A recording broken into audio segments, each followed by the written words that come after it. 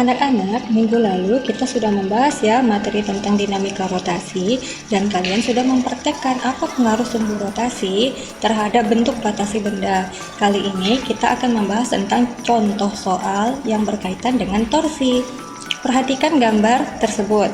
Di sana ada gambar orang yang sedang mengangkat barbel ke atas ya. Jadi, pada kasus yang seperti ini, tenaga yang kita berikan untuk mengangkat barbel ini itu adalah F.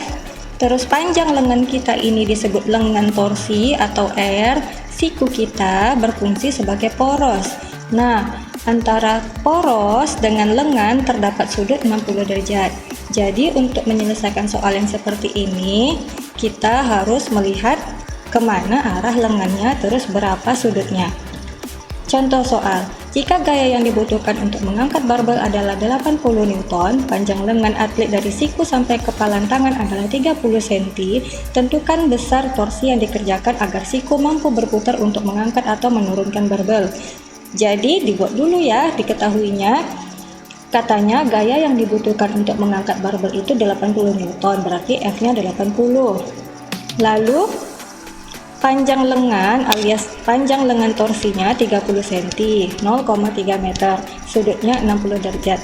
Yang ditanya adalah torsi, sehingga untuk kasus ini torsinya itu adalah F dikalikan dengan R sin theta. Kenapa ada sin theta? Karena tadi udah dibilang ya, antara lengan gaya dengan poros membentuk sudut 60 derajat.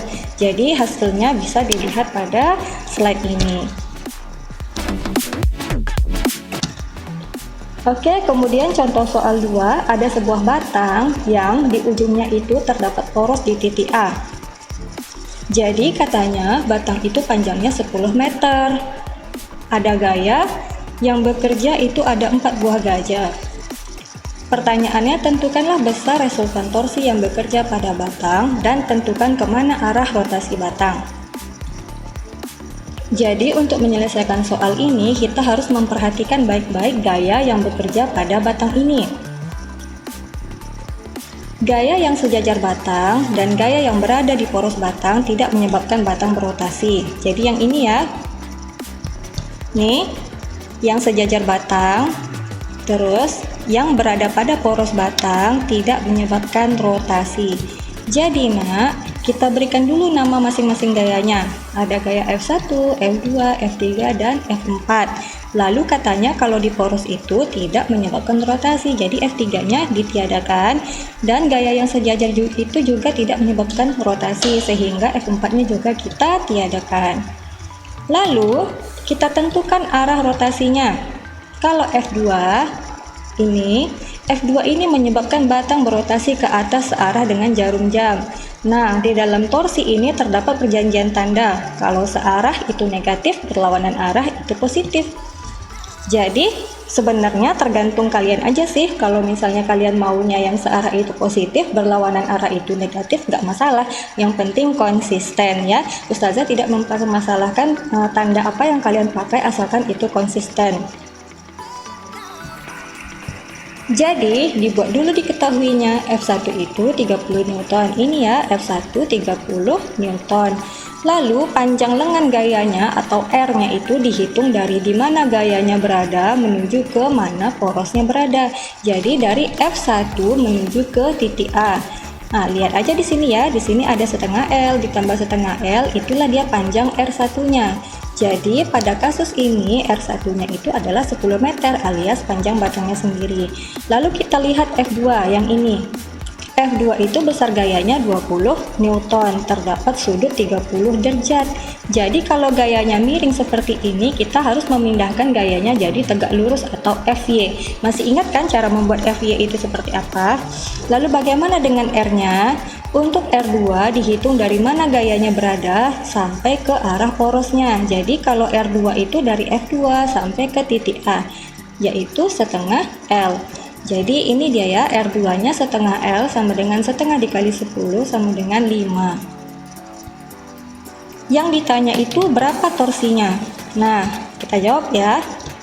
Torsinya itu adalah F1 dikali R1 karena ini berlawanan arah positif. Jadi di sini juga positif ya. Ditambah min F2R2 dikali sin 30 derajat. Kenapa di sini pakai minus? Karena dia searah. Jadi kalau searah itu misalnya pakainya negatif ya. Jadi negatifnya dipindahkan ke depan F.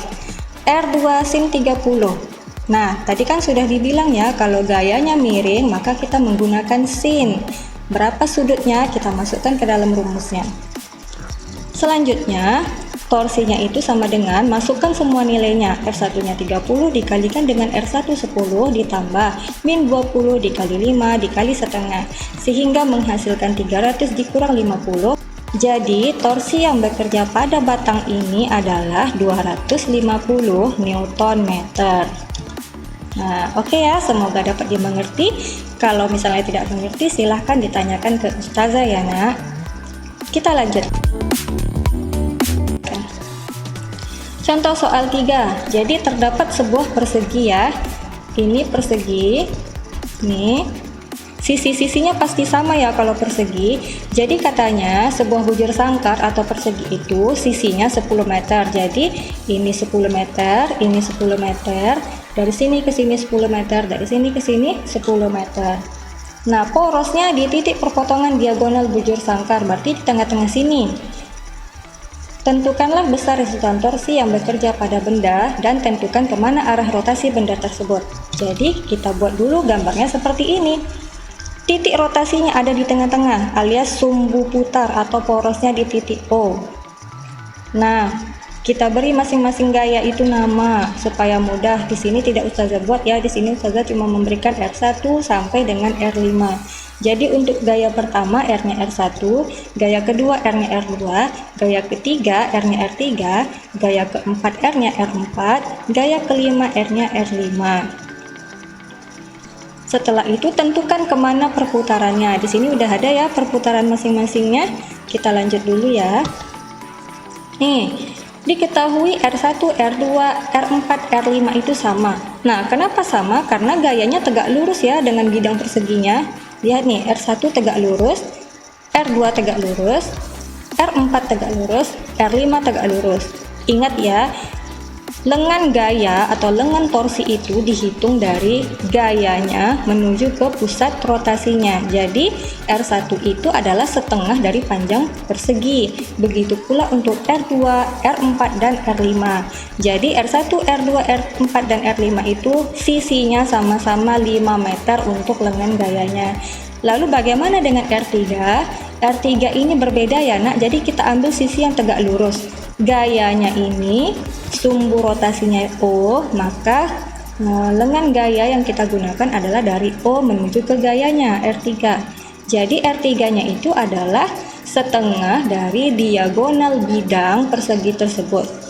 Berapa besarnya? Besarnya itu adalah setengah dikali sisi akar 2. Tadi sisinya berapa? Sisinya itu tadi 10 ya. Jadi kalau 10 dibagi 2 itu hasilnya adalah 5. Diakarkan 2, itulah dia lengan gaya untuk gaya ketiga. Oke, kita lanjutkan. Untuk menyelesaikan soal ini, kita lihat lagi ya persamaannya. Resultan torsi sama dengan positif F1 dikali R1. Kenapa positif? Karena di sini F1 menyebabkan persegi berotasi berlawanan arah jarum jam. Jadi F1-nya positif. Lalu F2 di sini negatif. Kenapa negatif? Karena gaya pada F2 ini menyebabkan persegi berotasi searah jarum jam, makanya dia negatif. Lalu F3 katanya positif. Ini ya F3-nya. F3 ini positif karena dia menyebabkan persegi berotasi berlawanan arah jarum jam. Begitu pula dengan F4 dan F5. Sehingga resultan torsinya kita masukkan semua ya, nilai-nilai yang tadi. Nah itu dia bisa dibaca sendiri. Jadi hasilnya adalah 50 dikurang 25 ditambah 25 kali 2 ditambah 50 ditambah 20. Dari mana datangnya 2 ini?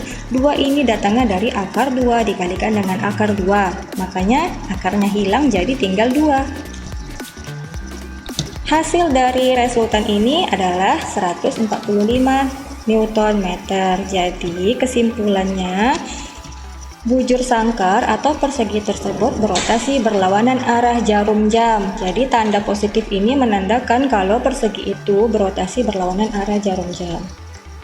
Oke, cukup sekian dulu ya materi untuk pertemuan kali ini. Semoga ilmunya berkah ya. Semoga bisa diamalkan dan bermanfaat bagi orang lain. Terima kasih sudah menonton.